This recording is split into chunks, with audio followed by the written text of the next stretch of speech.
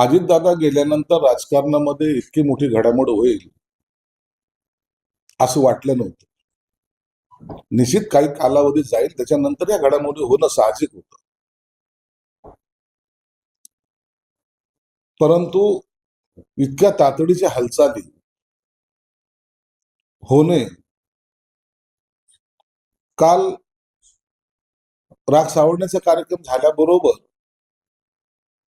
सुमित्रा वहिनी मुंबईकडे जाणे, इतर राजकीय नेत्यांनी स्टेटमेंट दिले, हे थोडंसं मनाला पटत नाही.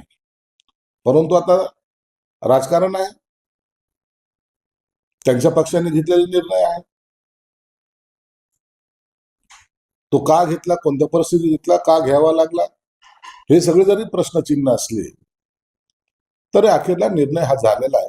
म्हणून आज सुमित्रा वहिनी हे उपमुख्यमंत्री पदाची शपथ घेतील.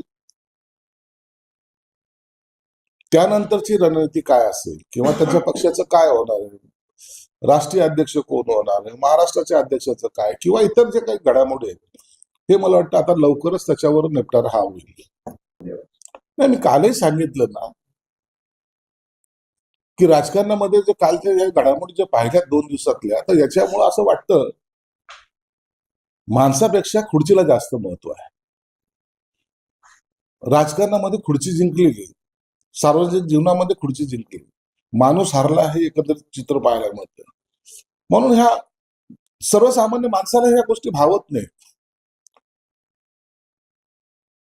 दुखवटा सुद्धा शासकीय दुखवटा 3 दिवसाचा, तो संपण्याच्या आधी हे सर्व निर्णय होत आहेत. मला वाटतं हे जर वैयक्तिक विचाराल तर हे व्हायला नको होतं. थोडा कालावधी हा गेला पाहिजे होता.